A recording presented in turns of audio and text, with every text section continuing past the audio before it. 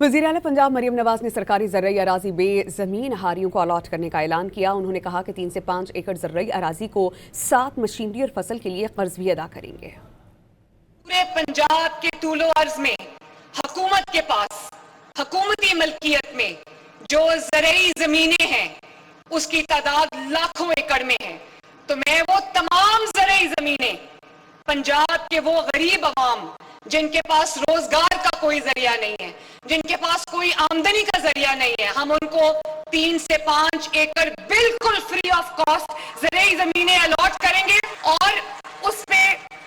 फसल उगाने के लिए उनको किसान कार्ड देंगे ताकि वो अपना